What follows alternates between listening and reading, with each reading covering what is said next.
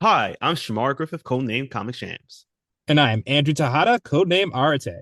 I am a blur with a love of artwork and comics and animation. And I'm a writer in Blurred with a love for pretty much the same things. We grew up together and spent formative years watching and talking about DC superhero shows and content. In fact, we still do. Every episode, we will discuss a DC production compared to its original source material and share our thoughts on the adaptation. We've enjoyed our conversations these past couple of decades, and we think you will too. This season, we're getting whelmed for DC's greatest sidekicks and covering every episode of Young Justice on Yet another DC animated podcast, part of the Forgotten Entertainment family.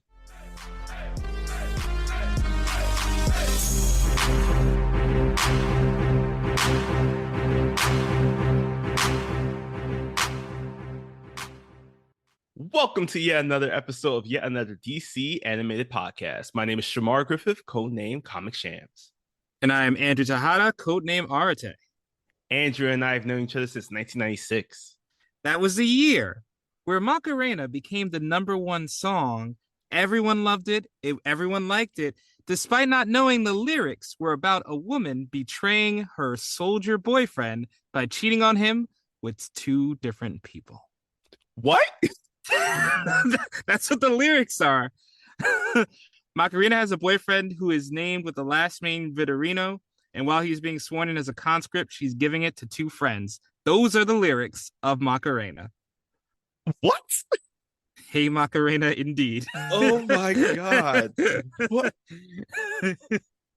Okay. New rule in society.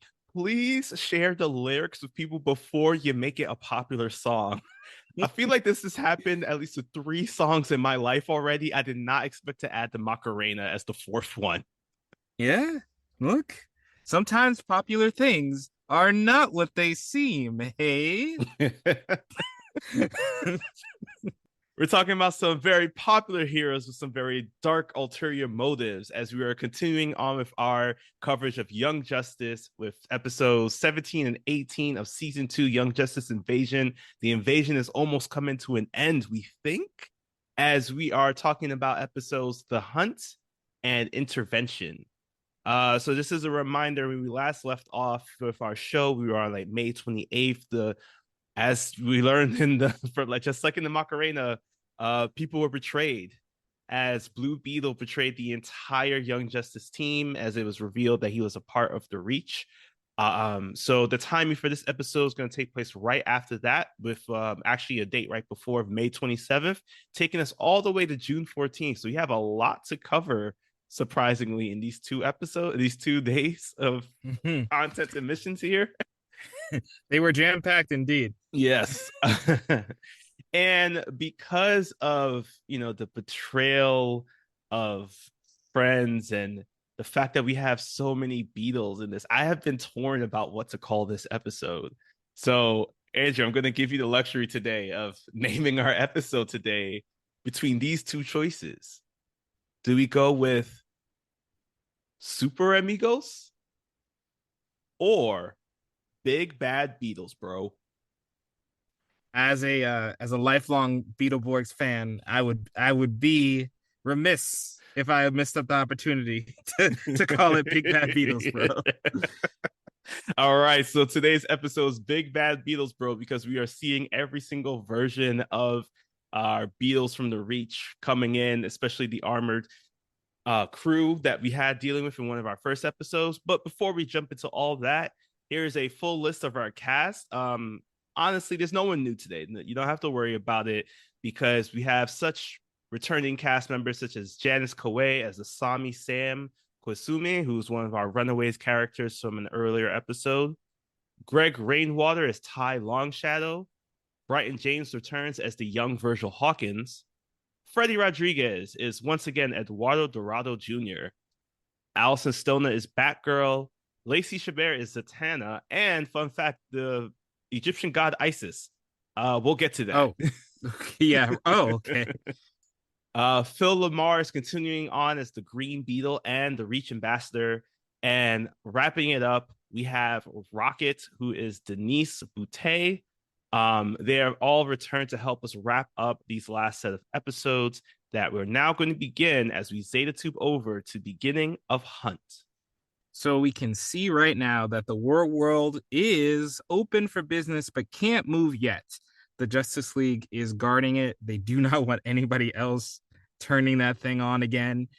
And we get a little bit of background about what the Reach sacrificed. Apparently, 67% of their fleet was lost while battling Warworld. So they do have Black Beetle is pissed about this, the loss of his forces, and now they're kind of exposed and open for questioning.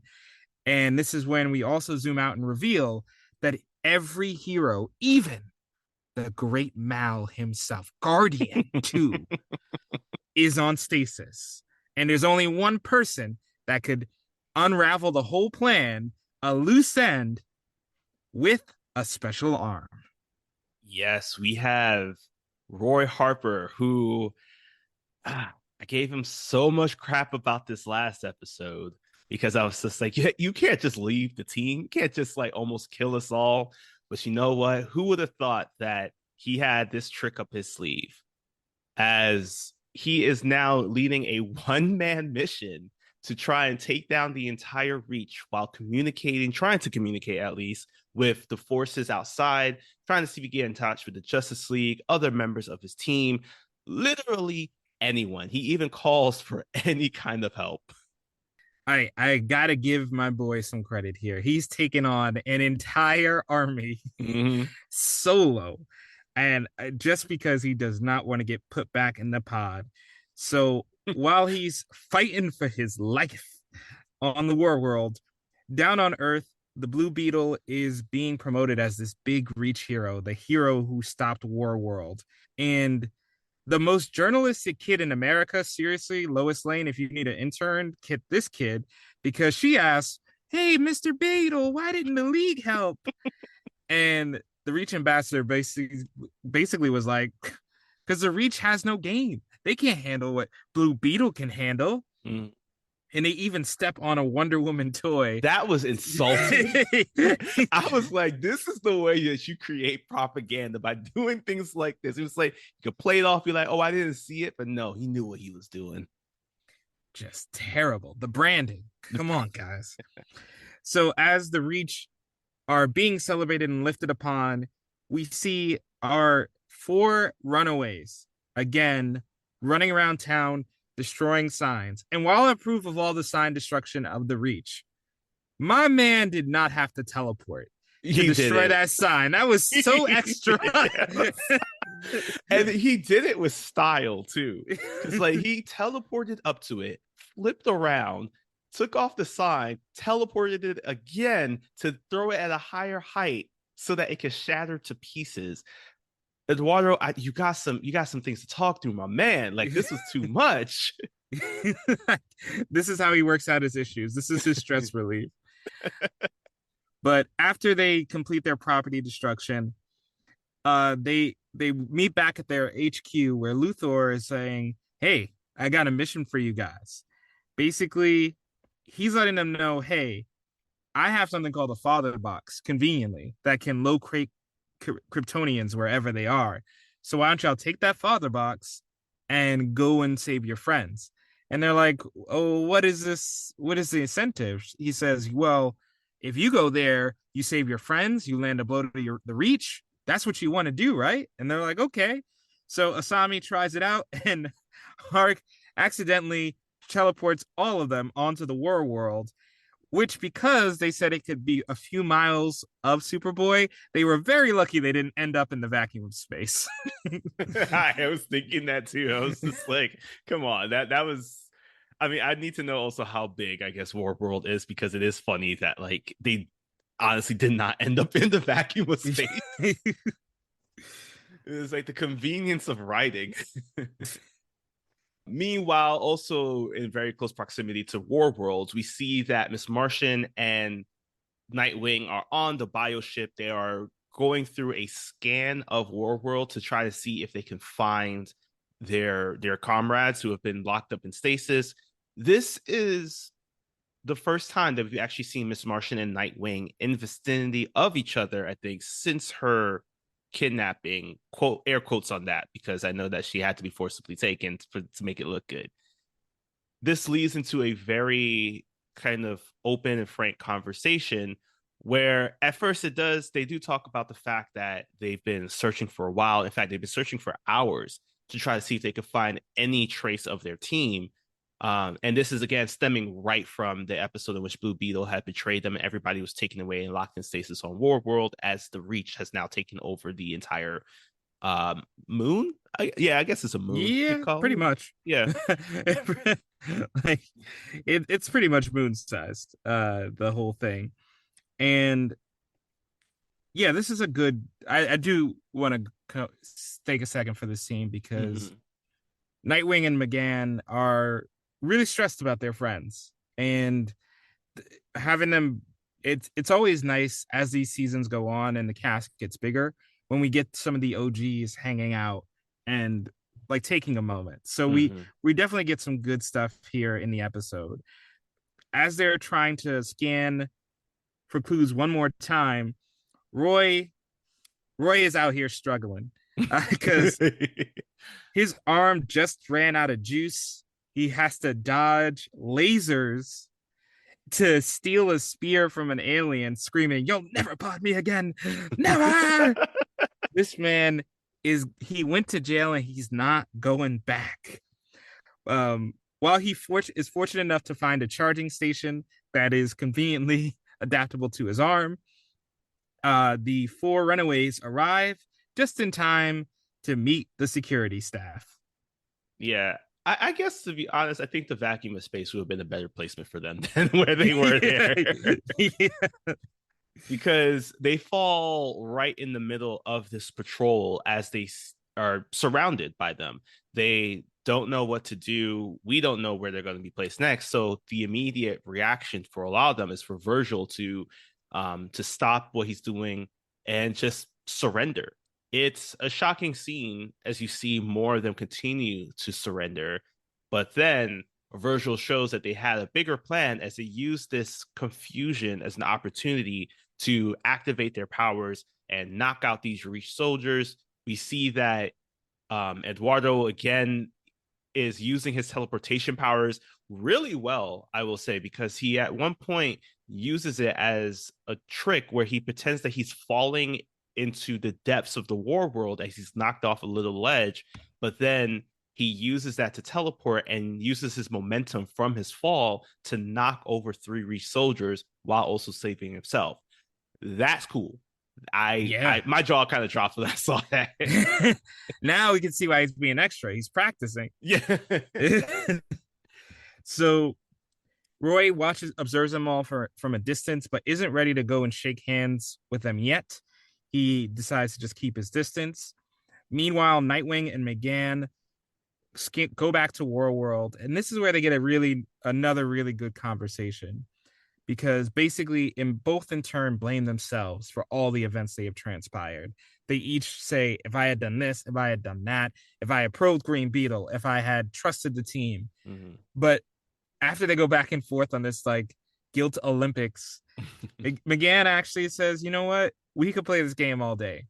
But right now, what we need to do, what's most important is that we forgive ourselves so we can go and save our friends. And that's a really, really good message to all audiences of, just sometimes forgiveness is the way out. Forgiving yourself is the hardest, but first step. Luckily, this nice moment is capped off by the arrival of Spear, who I forgot was launched into space a while ago. I was just like, how does Spear get up there? I forgot about that. Yeah, so Spear shows up to take them straight to the missing captives, and the Reach ambassador conveniently gets all of this news right before he is about to go on TV with G. Godfrey. Yes, we see that our resident Tucker Carlson is deciding that it is time to have the Reach ambassador appear on his show. They're using this as a warm exchange to just continue on with their. Apparently, this is not the first time that the ambassador has been on the show, which I do remember now that most of the time it's been most of that conversations in the moment kind of interviews that are happening. So it seems that there's a good rapport between G. Gordon and our Reach ambassador here. So as that's continuing on, unfortunately, we don't have cable in space, so we have to we have to wait to see how that turns out. As we're back on War World, and the Runaways have finally located Superboy using the father box, and they see how the rest of the team are locked away in these like stasis pods, and they're trying to figure out how to actually get into it to unlock it. Unfortunately, they come face to face with their greatest adversary, as Black Beetle appears on the ship, who Black Beetle apparently was on there earlier when he was stationed there to keep an eye out for the crystal, I believe. There's like a crystal Mhm. key that helps to activate War World. So this leads into Black Beetle giving his, of course, very dominating, like threatening presence as he basically says, I'm going to kill you all right now. There's nothing you can do.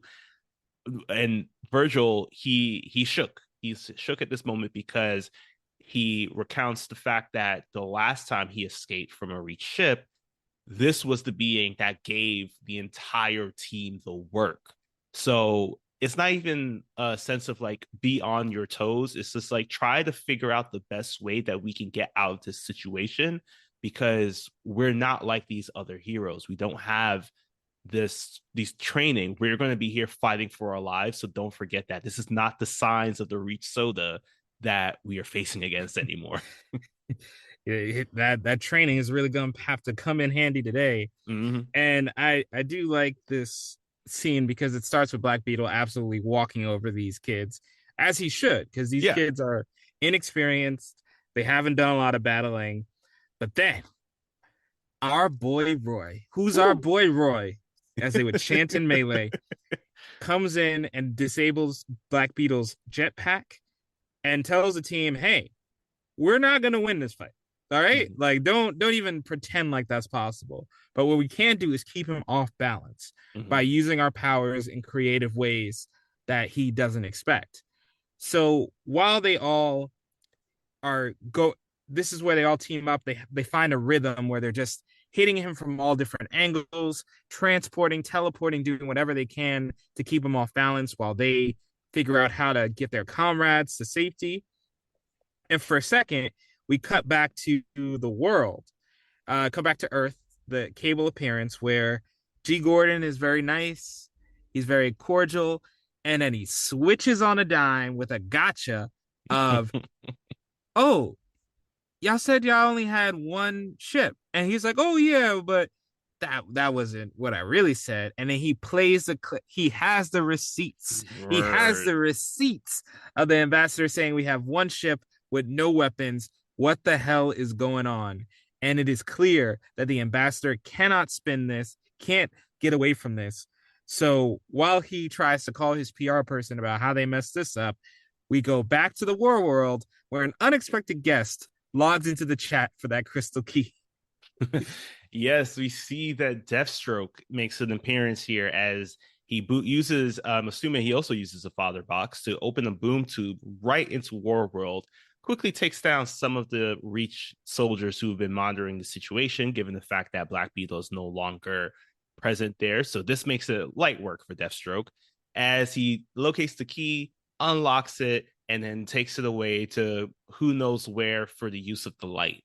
I love how he just didn't even fight. Like he didn't. The heroes didn't even know he was there. Like he, he was just getting his groceries. Like, And then he took the I express item lane. That's what he right. He scanned a PS5 as a tomato and just got out of there. Like this man. Oh man, yeah.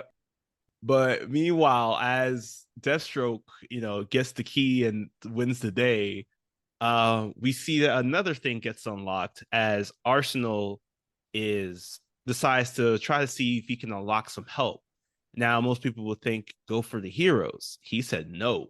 We are going for the biggest of the baddest as he unlocks Mongol from his stasis, leading into a battle of like battle of the fist between Black Beetle and Mongol. And I just love this fight because it is two individuals who we have given the title of most jacked to in this season already, at least in one of these episodes.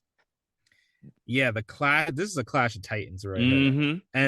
and they both have beef to settle. Mm-hmm. So they go at it, and while the kids free the rest of the team, Roy actually has the presence of mind to go and try to get the crystal key as well. But that's when he discovers it's already gone. As the kids run around trying to get away, they're like, "All right, Mongol is distracting Black Beetle. Now's a great time to get out of here." So Nightwing and Magan show up and reveal they've gotten rid of all the soldiers already. The road is clear, and they're all able to get to the bioship. They're lingering on the world a little bit too long to have an important conversation. But here is where we get to the most controversial bit of the episode, where Bumblebee reveals that, hey, Roy earlier almost shot a hole in the ship, almost got us all killed just so he wouldn't get captured. And Arsenal's like, well, it worked, right? Like, you're Mm-hmm. not captured anymore. And Nightwing goes, cool, cool, cool, cool. You're off the team.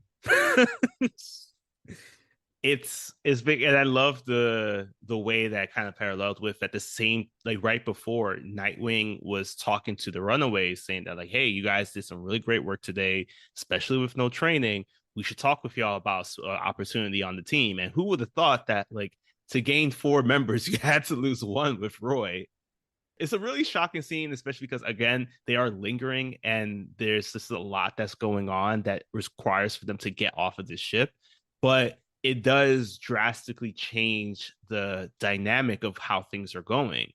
Because at the same time, as the Runaways are hearing, and I'm just calling them the Runaways because of the fact that's what their episode was called. uh, Yeah. no, not nothing against Marvel, because I know they might come after me. But as the Runaways hear this, they're quite upset because they agree with Roy. They're like, if Roy hadn't been here, we all would have been dead. We wouldn't have had the upper hand that we had. And it's clear that, you know, if you're not taking that into consideration, it's clear that you don't really care about people like us. Like you only care about us because you're like, okay, we did some good for you. So now you're going to take us away from being in the captivity. Everything that the way they've been treated by the team, and I can see that they have just been held against their own will. They have experienced very dark moments against this team, people who they thought were heroes, and now they're seeing who's someone who's just like has truly helped them out in this way. They're also being used by this team, so they give Arsenal the look and just say, "Hey, you wanna come along with us because we have our own means of getting off of Warworld that doesn't consist of a 3 hour car bioship rides back to Earth," which Arsenal agrees and take the opportunity on. Yeah, and I just want to say one last thing about this Nightwing decision. That the other brilliant thing with how you can tell this is really written is when you look at it from Nightwing's perspective. Mm. Had Roy not done all of that, Mm-hmm. what would have happened?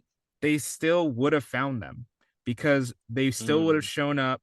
Sphere would have shown up at the right time because it was only really the other Robins batarang that alerted Nightwing to the fact that anything was wrong. So Yeah. that still would have happened.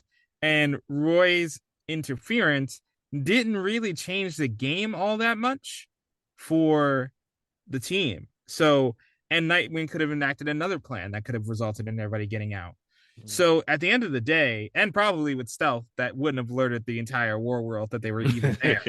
So all that to say that at the end of the day, Nightwing does have a good point about Roy's recklessness and how it could have easily backfired and resulted in more deaths than even captures.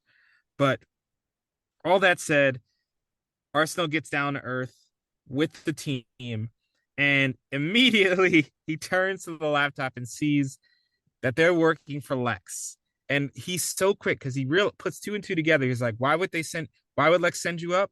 so he could get the crystal key that was missing. Hmm. Lex played all of y'all. And Lex is like, what do you mean? I told you you were gonna get your friends and you're gonna dealable to the reach. Didn't you get to do all of that? Was I wrong? He's not wrong, but he's just out of line. That's Yeah. it. And also the line where it's like, you sent a pawn. Lex is like, I sent a bishop. Yo, Respect on word. I Deathstroke's was just like, name. I love the fact that a boss is just like, put my employee at a higher rank, please. Thank you very much. That man is salaried. All right, calm down. He's got benefits. Now the runaways here are just confused about what to do. They just decide, you know what, we're going to play the game for ourselves. As Asami, she takes the father box and throws it onto the laptop that is still doing the Zoom chat with Lex, and uses her abilities to blow up both devices.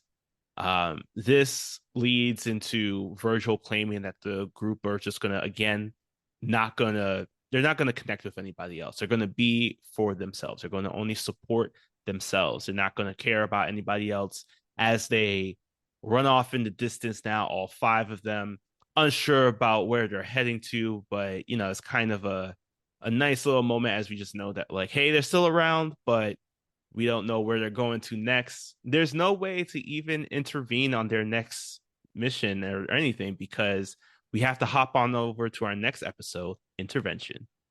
Black Beetle is salty. Um, he's still fighting I think Mongol. salty's an understatement. He's like, if you combine the pretzel on a New York City pretzel, just all that Yeah. salt on that, and then dip it into like an Auntie Anne's pretzel mixture of salt, you and might then get halfway there. and then over season it.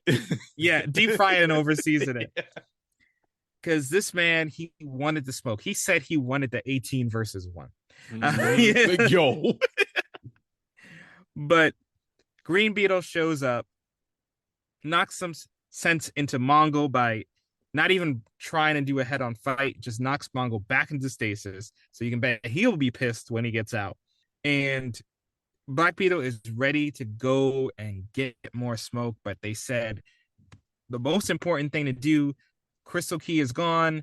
You need to keep patrolling War Worlds because whoever has the key is going to make a move. So, with Black Beetle left to be a security guard, as he says it, we go back to Blue Beetle, who is about to get a medal.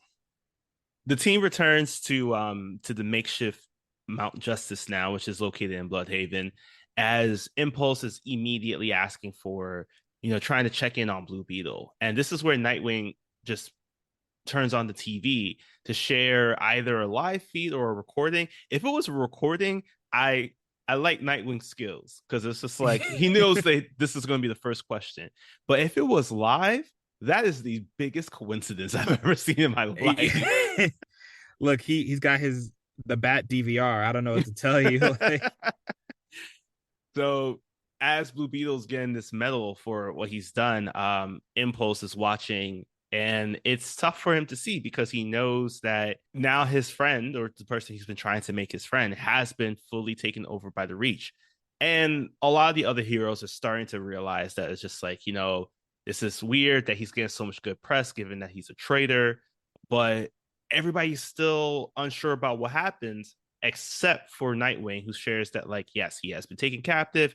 We need to find a way to free him, as we see him in action, by which I mean Blue Beetle, as he faces off against the most dangerous individual within Metropolis, Toyman. Yes, my request for Toyman was made recently, and thanks to Calendar Man, and he granted it. It must be a Father's Day gift because Toyman is here and he is messing up Metropolis. And I do have to give it to him. As soon as he sees Jaime show up, he's like, "This is a Superman city. This is unfair." Bro, Superman is easier to fight than Blue Beetle? I doubt that. I think so, because Blue Beetle could create any kind of weapon. Superman is still weak against kryptonite. We have not learned of any weakness about Blue Beetle quite yet. That is fair. But I don't know, Toy Man. I think you're overestimating your abilities here. So Jaime easily destroys Toy Man's latest creation, and he goes down to Cat Grant to interview for the next PR stunt. And I love this really metaphorical thing here where Blue Beetle's words are coming through the scarab. So it's not Jaime Mhm. at all. It's the scarab speaking. And the ambassador is giving the scarab the words to say, making Blue Beetle the literal mouthpiece Mm. of the literal mouthpiece of the Reach. I love that kind of like dig at like politicians that are paid off to be mouthpieces. And he literally is that here. Yeah, and at the same time we see that Jaime is he clearly knows that like what's happening because unfortunately he is not in control of his body, but he is very conscious of this fact. And it's showed that like as he's even commenting, it's like, why are you making me wave for so long? I don't smile like this. Why am I like I didn't pick up on the mouthpiece part, but that's like this is a really good analogy for that because yeah, he's like doing things that are outside of his norm. Even as he's flying back home, he even states, I'm tired of seeing you pretend to be me in front of my family. And at this moment, we see that a lot of other people are tired of Blue Beetle impersonating somebody who's supposed to be good, as Impulse and Batgirl engage Blue Beetle as Batgirl uses a grapple hook to wrap onto Blue Beetle's foot so that it gives Impulse enough time to super speed on the line to head on over to Blue Beetle's back and using his abilities to vibrate the jetpack that's attached to Blue Beetle so that it falls apart. That was great. That was That was a it was great plan. it was because it was and it happened in all of like I'm assuming like 10 seconds, which is crazy. Yeah. And so it's just Batgirl and Impulse against Blue Beetle. And as you can expect, as skilled as these two are, they're just not enough to take down Blue Beetle. He's just so equipped to handle everything. And Scarab is able to incapacitate both of them with the staples that, again, always look violent. Um, and he's instructed to kill both of them. And I look, I didn't want this to happen, but I had the thought of like, you can kill Impulse; he'll be born later, whatever. It doesn't matter. Like, That's dark. I know, I don't know why. Intrusive thoughts. Uh, and as the ambassador is saying, the first kills are the hardest. Suddenly, Blue Beetle is trapped in a barrier, and before he can even analyze the kinetic barrier he's trapped in, it's reinforced by magic from Zatanna. So Zatanna and Rocket are once again proving Justice League material. Ain't no team here. Yeah. They are Justice League caliber people because they completely incapacitate Blue Beetle with just a couple of moves, and they acknowledge that there are no countermeasures for this. So as they take Jaime away, we cut back to because we didn't mention, but Megan went down to see Lagoon Boy in Atlantis and said, "Hey, can we talk?" And we all know what that means. And Hmm. now we finally get to see their conversation. Yeah. While Miss Martian and Lagan are talking, they're on the bioship and Lagan is hurt. He's just like, I don't understand why you're breaking up with me. And Magan shares that she had a lot of time to think while she was held in captivity, being forced to kind of try to rehabilitate Calder. And during that time, she realized that a lot of things that she was doing was to make herself feel better. Um, we don't know how it exactly looked during the entire breakup between her and Superboy, but they were together for a while, we're assuming. And then she immediately, if not soon after, started dating Lagan. So she never had any time to think about things that she was doing or ways that she wanted to do internally for herself. And being with Lagan just made her feel better, but she was still doing some of the same things that many other people were saying aren't good. Like she is the way that she was mind exploding people. I'm just gonna call it that. Um, all of that, she was just looking for some comfort, and Lagan provided that, but it isn't fair to him. In fact, she said she even calls herself selfish for not putting into consideration his own thoughts and feelings, especially because she knew going into this relationship that it might just be a rebound relationship. And she states that, listen, you are my rebound, and I'm sorry that it has come to this, but you deserve better.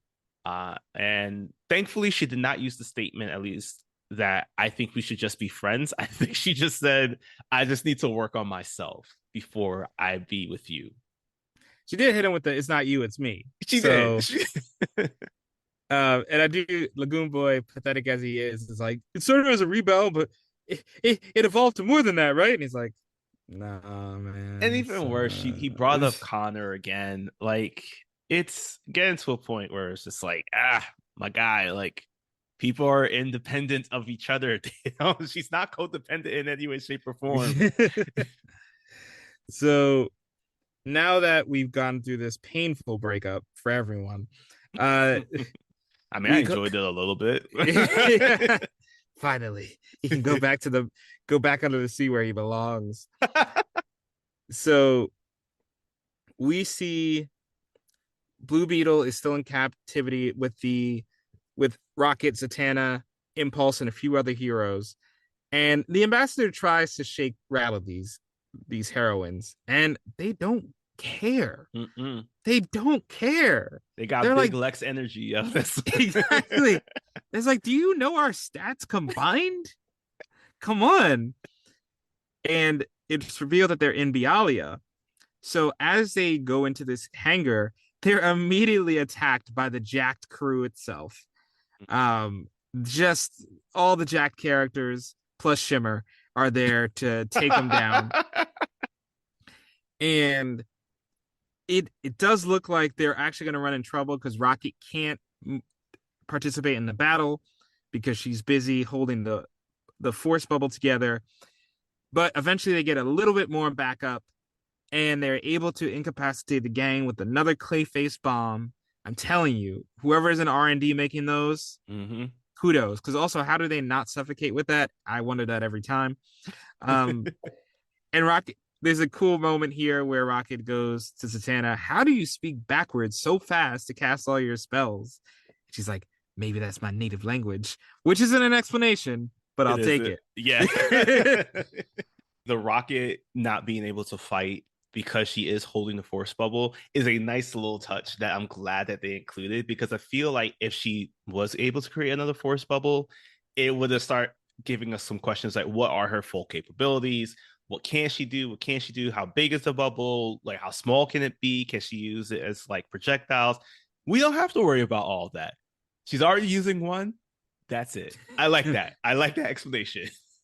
Them's the rules. And it is a good thing that they were able to succeed, because now they're going into another section in this what looks like an Egyptian pyramid of some sorts. The soundtrack goes crazy here. Facts. Absolutely goes crazy. I'm downloading this track. This is crazy.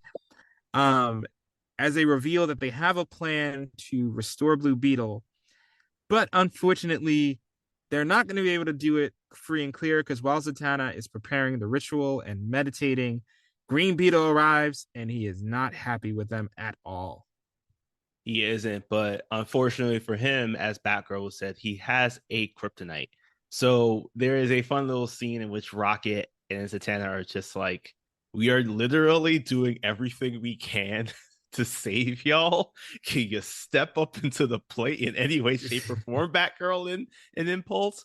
And of course, Impulse jokingly states that like he's hoping that more Justice League members could step up like this, but it gives him an opportunity to finally try to do some stuff, and in a really cool way, in which upon stating that Green Beetle has this kryptonite, which is fire, because once again, Green Beetle is of Mars, he Batgirl throws a bomb at Green Beetle's way, and Impulse uses his abilities to create a fire tornado around him. Now, this does look as this is given the upper hand, and then it made me question something that was immediately answered because in the past, I've always wondered why is it that Martian Manhunter has never used his space abilities to get out of fire? Green Beetle does that instantly. Yeah, I guess the implication is like he's better at it. I don't know. I Like, feel like as a whole Manhunter, you should be good.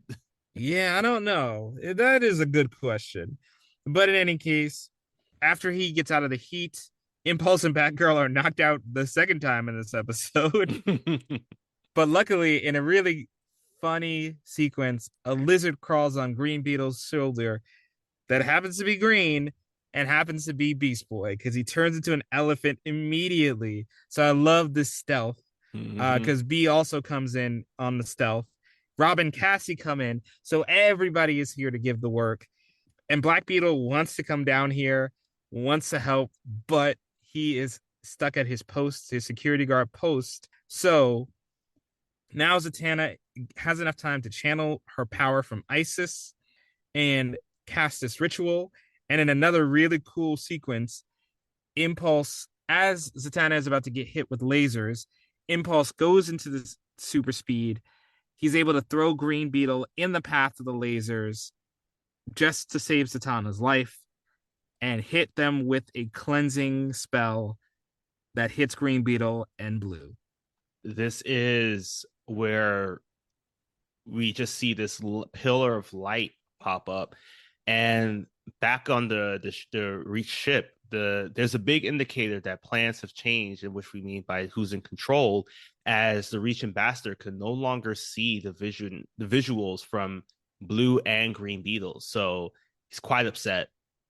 This is when the scientist shares that they are both off mode. And as the scientist is going in, I love this scene where the ambassador turns to her and says, "Not another word." And it's because he knows how terribly he messed up. Mm-hmm.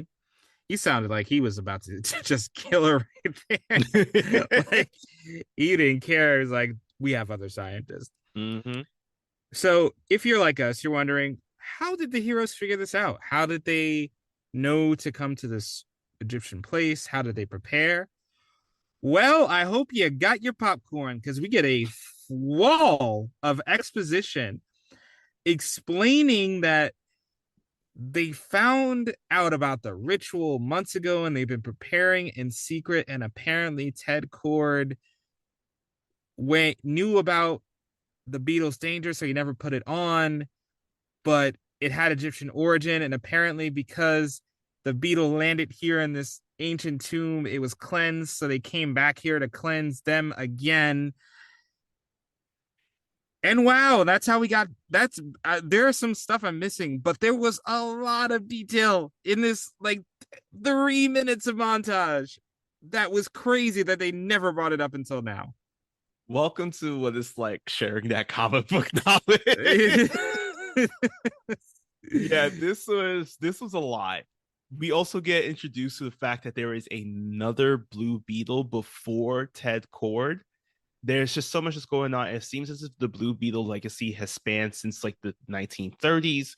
So hearing this, Jaime is just shocked hearing that all of his friends were a part of this. It is also shocking for us to hear that this plan has been in action since the Beneath episode, which I think was in episode 5 of this season, and we are now like 12 episodes later, and so much more has happened since then. So Jaime is just very thankful to everyone for the work that they did to help save him. And everybody is also happy that Jaime is back along with them, as also our Green Beetle now is just again as his own Martian self. He even states that he's so glad that he's finally able to hear the thoughts of his own mind, that he's no longer a passenger. And as Jaime is like thanking people, he even heads on over to Impulse and it's just like, wow, even you were able to keep your mouth shut? Like, this is Bro, like this man just saved your life. Chill with that. Like, come on. Like, word, like my guy.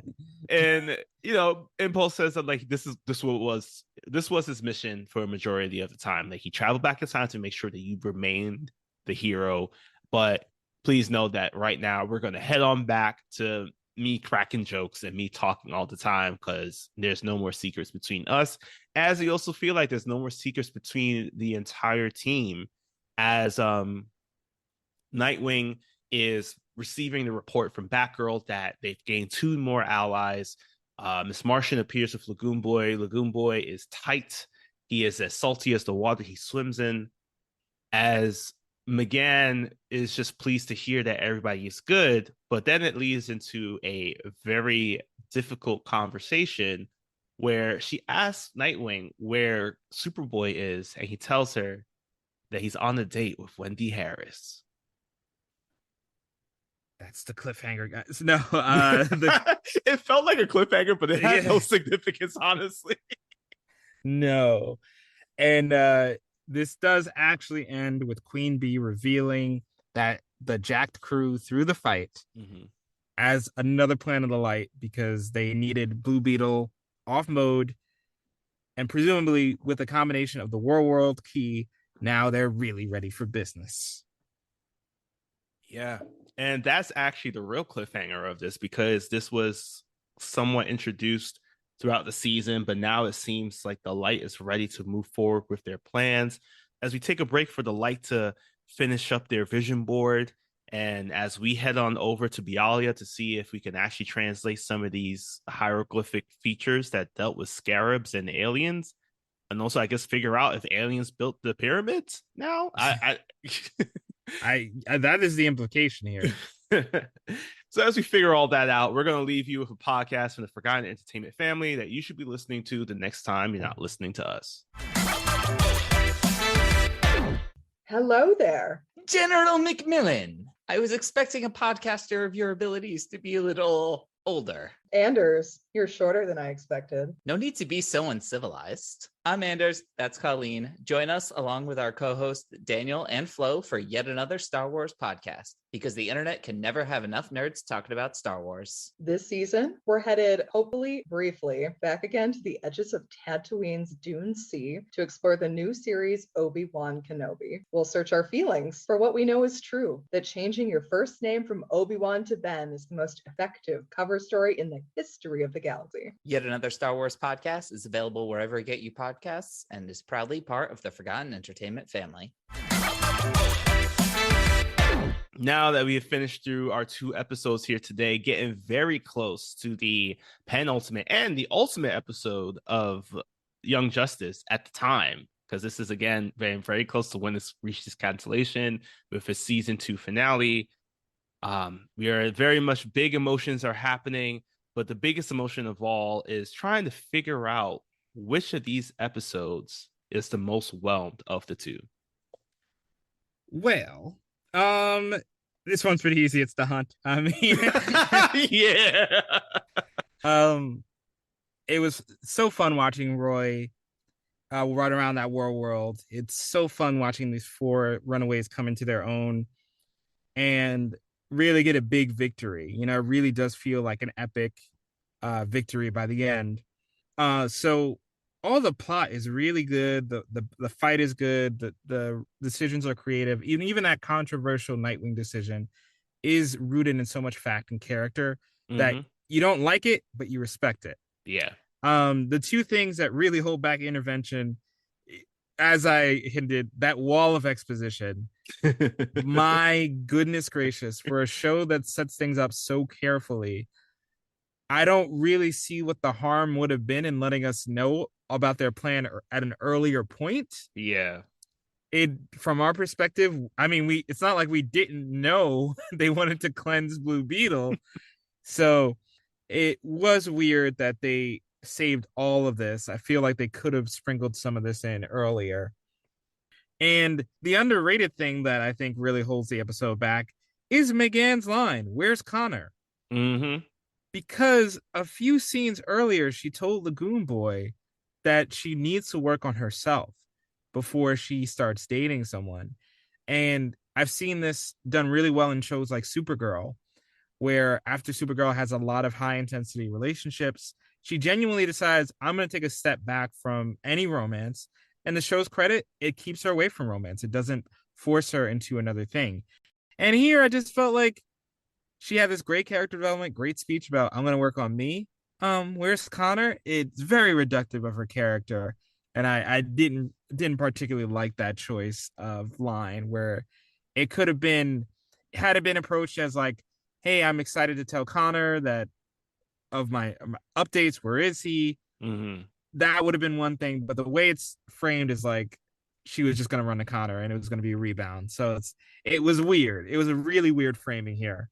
Yeah, I agree because it also does feel too that like even if it wasn't that she's running back to be in a rebound relationship with Connor, it also feels like you're saying that like, hey, I'm gonna work on myself, but I'm gonna go tell Connor that I'm working on myself. Like, because there's that earlier scene in the season in which he does enter the room and the two of them have a conversation behind doors as the episode ends.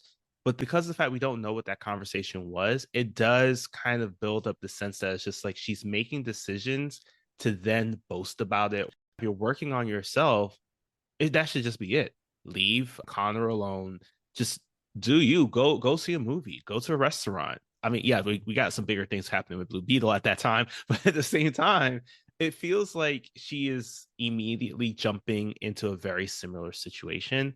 So I'll say this was the intervention episode really wasn't one of my favorites, which it's definitely better than Secret, but Oh yeah, yeah. Yes.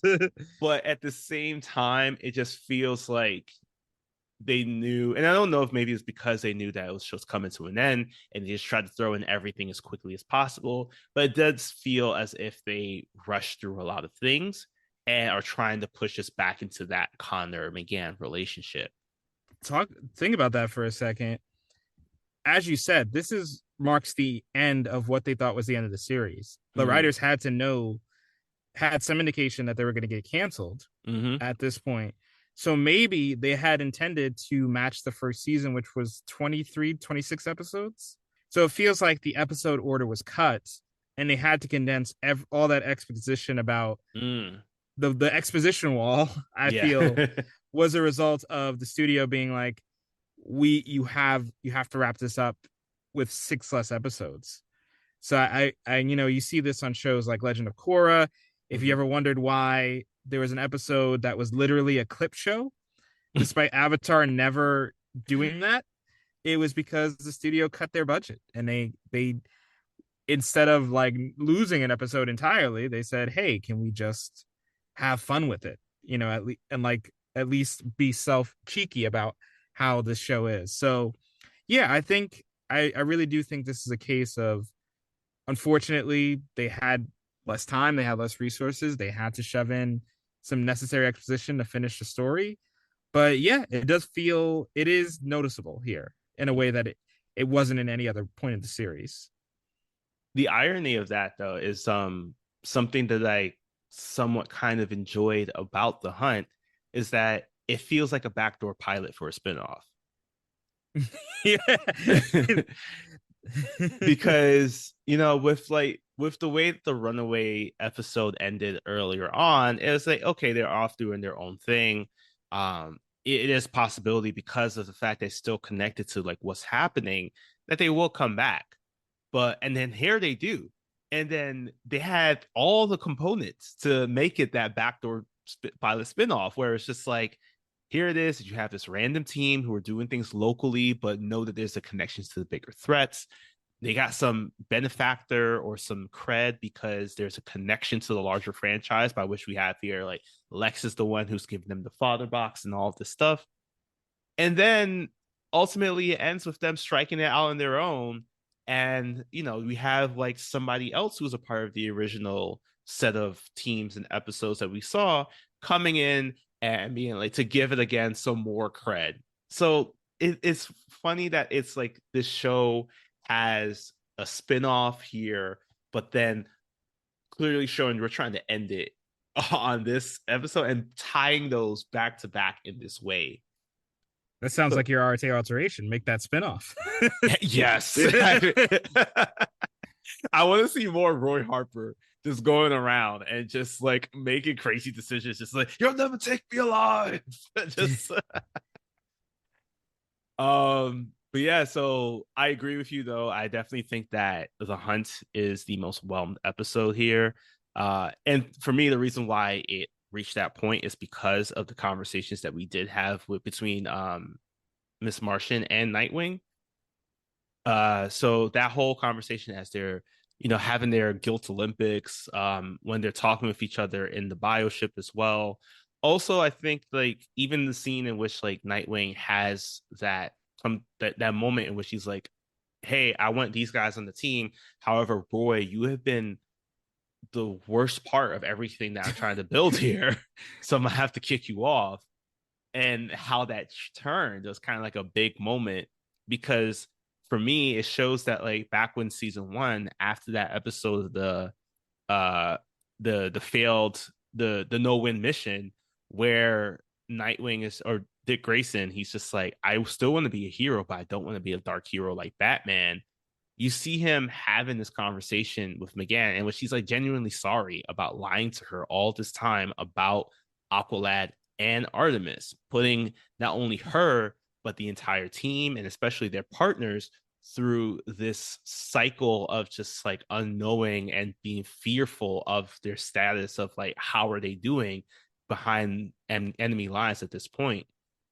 And the reason why I bring up that therapy episodes because in it, Nightwing or Dick Grayson is saying that I don't want to be like Batman because he will do anything for the sake of the mission. I feel like if the Batman was placed in that position, he would have probably been like, well, I don't understand why you're upset. Did we not complete the mission at hand? I think also he probably also would have probably put Roy on probation for for almost killing the entire team. I do believe that maybe he would kick him off eventually, but I think Batman would have been like, okay, I see why you did what you did, and just kind of let it roll and be like, you're under a watchful eye now. Versus Nightwing, who is very more caring of his teammates and his family that he's built here.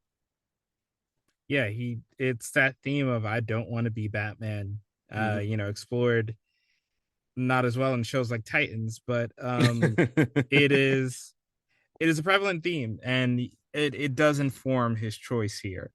So yeah, I think there's a lot of good character stuff. It was clearly written with a lot of very specific character beats. And yeah, it's a nice way to bring the whole Roy thing full circle. Because again, Nightwing don't know Roy. Not Yeah. really. Not this one. Not. So it's a nice little dig too about like, yeah, they're not buddies because they don't know each other at all. So that was a cool little thing too. Yeah. And with that, we're gonna wrap up this kind of, I guess, this discussion here, because I do want to get into this crazy set of comic book knowledge I have for you here. So with that, I have some bad news and good news for you. Okay. Bad news. There is no comic book knowledge at all that I can You share with you mean today. there's no wall of exposition about Blue Beetle out there? There is, but we're saving that for another time.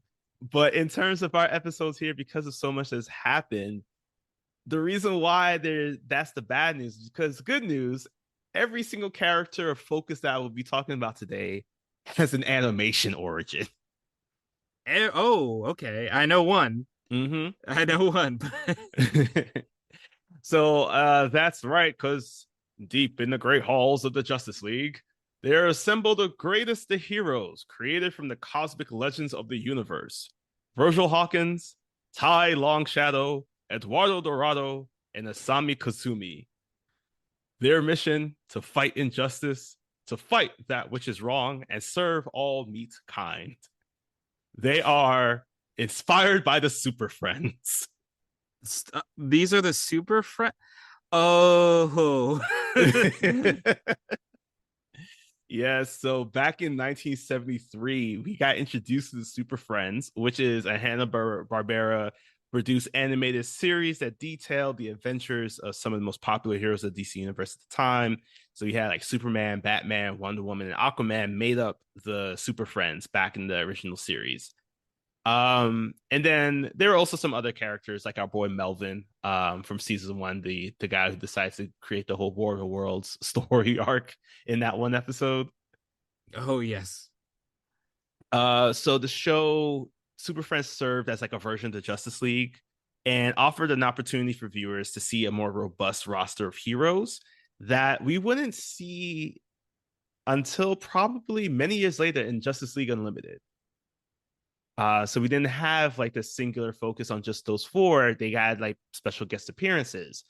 And this included years later, about 1977 to be exact, where there was a call for more superheroes of color to be premiering in these shows. So by September of that year, thanks to the animation designer Alex Toth and the writer of the show Jeffrey Scott, who were two Hanna-Barbera creators, that dream became a reality. We got many new superheroes, but four of these are who ended up to being inspired by other things that were happening, but also ended up becoming super friends themselves as they joined our original four in their journey to fight for truth, justice, in a peaceful way. Mm. So first up, as I mentioned, we got Virgil Hawkins. We already know a lot about Static, and we don't have to worry about having to learn more because Static wasn't even a super friend. Yeah, no, I assumed we Static Shock did not make his premiere because I mean, but Romeo wasn't even born yet to do his song, so Yeah. So instead we got this other original black superhero who controlled lightning, Black Vulcan. who? Exactly. So no, I do not mean Black Lightning, if that's what you were thinking. I mistook it by Black Vulcan was one of the first new members of the Super Friends who was introduced under this directive. And he was an entirely new character, mainly because DC was in a legal battle with the creator of Black Lightning, Tony Isabella, who refused to have Black Lightning as a part of this show. So Toth and Scott created Black Vulcan as a replacement of Black Lightning being a super friend. Well, uh, you know, he really was hedging his bets. He looked into the future. He's like, ah, they're gonna do it right in a lot of years from now, so might as well wait. So yeah, Black Vulcan, he is a character that's very different in terms of like the look and styles is very similar, but there's one big difference in which he can actually turn into lightning and he has enough power to open up a rip in the space-time continuum, allowing him to time travel. Okay, Kitty Pride. I think though there is one cool comic book thing that happened with Black Vulcan. um, of course, Tony Isabella did not like the fact that there was this other black character who had control over lightning and had a very similar character design to his character. So when he published Black Lightning number 10, he introduced a story where a criminal named Barbara Hannah created a Black Lightning imposter by the name of Jocko. And what ended up happening was that Black Lightning and Jocko fought against each other, but then Black Lightning decided, it's like, you know what? I do believe that you can strike it out as your own as a hero. And that is how the story of Jocko, the Black Vulcan satire, came to an end. You know what? Respect. It's petty, Yeah. but he did let it go at the same time.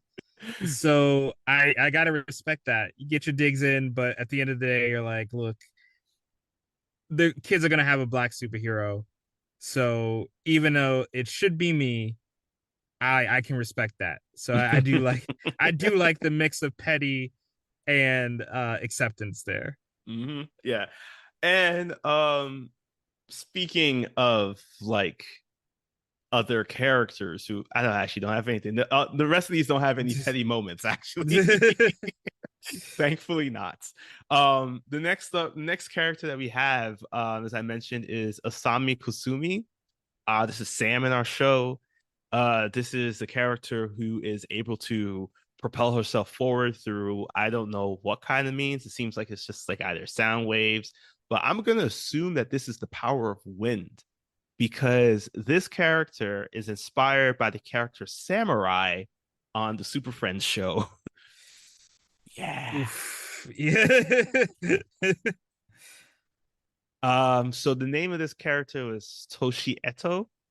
Toshi's powers are drastically different from his Young Justice counterpart, but I'm assuming there's some wind component because he could generate the powers of the elements. I'm assuming it's not like what we've seen in the last season of The Flash. Hopefully, it's not like Caitlin Stone in any way, shape, or form, or sorry, Kione. Yes. Kyo. So the Toshi mostly used his power over wind to give him the ability to fly and do a lot of airbending. And Toshi would end up becoming a replacement for Red Tornado on the show. He was the last airbender. Yeah, so I think that because of the fact that we went from, again, this was a person who was of Japanese origin. uh the 70s was a weird time, so we lost the name Samurai and instead decided to call this new character Asami, or Sam for short, to still kind of have his connection there. Next up, another crazy story here is we have Eduardo Dorado. So it's not going to be shown in this season, but we do know that eventually he does become this hero El Dorado within our Young Justice universe. And El Dorado has, honestly, I don't even know what they were trying to do with this character. He has so many powers that they include, much like his Young Justice counterpart, teleportation. However, it was such on a larger scale that his teleportation was used when he took his cape and wrapped it around him, and he could basically go anywhere in the world. There was no limit to his distance. Oh, kind of like a cloak from Yes. Marvel. Yes. Yeah. Another power that he had was the power to create hard construct illusions. This allowed him to create things that had sounds and can actually attack. There's at one point where he created a sea serpent, I think, that actually was able to project water. Okay. He also made trains with sounds, very much like Ghost Train, I guess, on Rick and Morty. The other abilities that he had was that he had telepathic and telekinetic abilities, and there's a possibility that he was also able to fly. Sure, throw it in. Everyone, Mhm. grab bag of powers. Get you. There was no true explanation of his origin in any way, shape, or form, much like Black Vulcan and also Asami. They didn't really have any origin stories showed in these shows, but there is a theory that he possibly gained his powers through his Aztec ancestors because they were like he had pre-Columbian knowledge and he wore a lot of like Aztec material around his body for his super suit, which was basically a cape and one of those honestly, it's like I don't even know what to call it. It was like lingerie. That feels wrong to say, but it kind of looks like that. Oh, actually, no, I take it back. I take it back. I know this character. It looks a lot like Nate Namor Oh from yes, Black yes. Panther, but there was a little bit more leaning into the Aztec culture on his suit, plus that red cape. Okay, I'm kind of picturing it. I'm getting like some mucha lucha vibes, but just ignore my self pictures. He does end up having a recent comic book introduction, so he does end up becoming a member of Justica. This is I believe, is the Mexican branch of the Justice League. Ah, Um, but he gets introduced. It is weird because I don't think it's actually connected to the Justice League, but they do kind of act as the Justice League in Mexico. In Suicide Squad, Most Wanted, El Diablo, and Amanda Waller #5, this is where we see his appearance on part of that team. And in the comic, it's shared that his history is that he possibly killed his family. Uh, okay. but he's a pacifist. So no Hmm. one knows the actual origin story. And even funnier is the fact that he told Harley Quinn that he was a part of the Super Friends originally, but when she corrected him and said, "Don't you mean the Justice League?" he got confused and said, "Wait, are you sure that's not a cartoon?" Okay. And finally, we have our last member of our Super Friends grouping here. We have Ty Longshadow. This is actually the only person to actually keep the same name besides Eldorado throughout time. So much like his Young Justice counterpart, Ty could actually grow to be about 50 feet tall. And the difference is though that his body actually grew versus Ty in our Young Justice series, where it's like a somewhat laser resistant version of him, of this like very long shadow of his. And he does get an origin where it does get shown in the show as well, where he when he was a boy he went on a walk with the chief of his tribe, and during that time the chief gave him some magic dust. This magic dust apparently was it gives him the ability to channel his strength at larger proportions. And while this is all being explained, we see that someone is in the distance watching and listening, and this thief goes in and takes some of this magic dust so that she can also gain the ability to grow at a much larger size. And this villain ends up becoming the DC super villain Legion of Doom member Giganta. You see, this is why you don't leave around magic dust all over the place, because then anybody can Word. take it. Exactly. And now we got like 50 feet tall people walking around. So she does end up becoming more of his like main villain throughout the Super Friends series. And that is kind of like a wrap up of our Super Friends here. And this is actually not the first time we've seen these characters in animated productions. Oh, Yes, because thankfully, Netflix hashtag not sponsored has recently gained the rights to air the stream the episodes of Justice League and Justice League Unlimited. So if you head on over to Justice League Unlimited season 1 episode 9 episode titled Ultimatum, you will see that the Ultimates are basically all of these characters, including another set of super friends, the Wonder Twins, who also make an appearance. R.I.P. the show that was supposed to have those Riverdale people in it. Yeah. Yeah, so again, there are no comic book origins. In fact, some of these characters don't even make full comic book appearances, but we do get a chance to see, I think there's like at least 6 or 7 seasons of Super Friends that are out there. They also do appear again, like I said, in that Justice League Unlimited episode where also, fun fact, Greg Rainwater, who's the voice of Ty Longshadow in Young Justice, is also the voice of Ty Longshadow in that episode as well. Oh, okay. Yeah.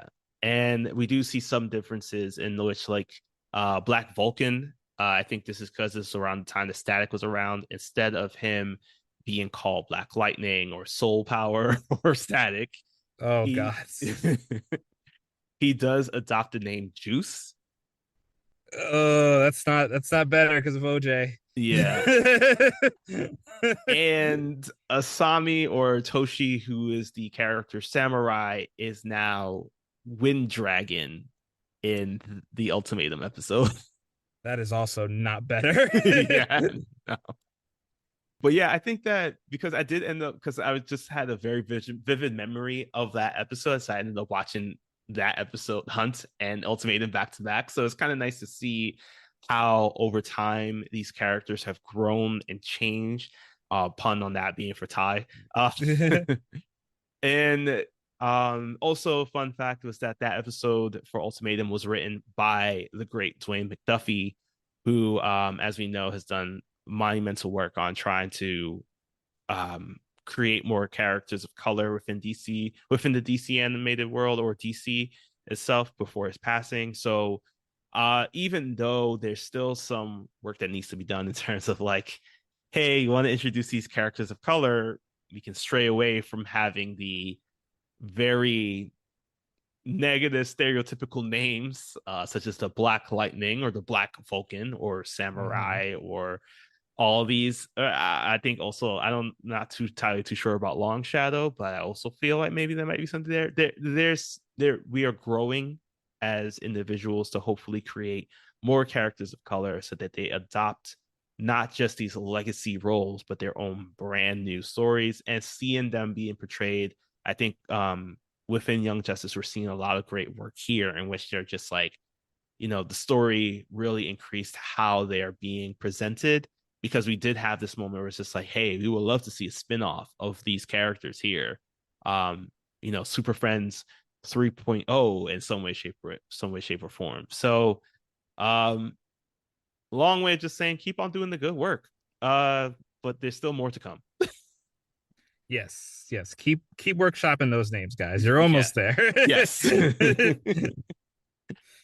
All right, so that wraps up our episode of Young Justice Season 2, episode 17 through 18, aka Big Bad Beetle Bros.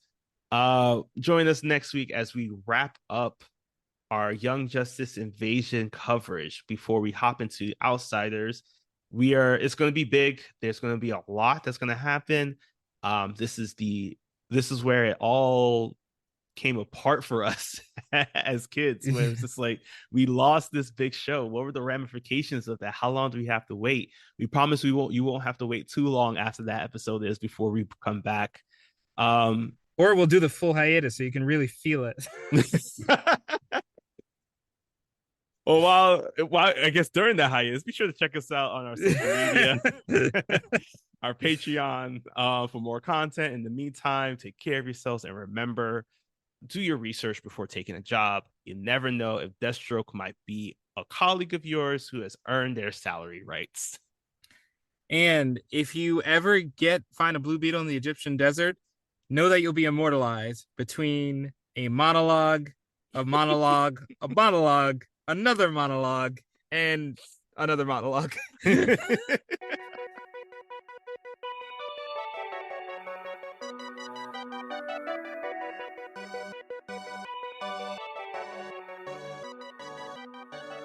Thanks again for listening. Yet Another DC Animated Podcast is a proud part of the Forgotten Entertainment family. If you liked what you heard, leave a review and share us with a friend. Also, be sure to follow us wherever you get your podcasts and on social media at YA DC Animated Pod.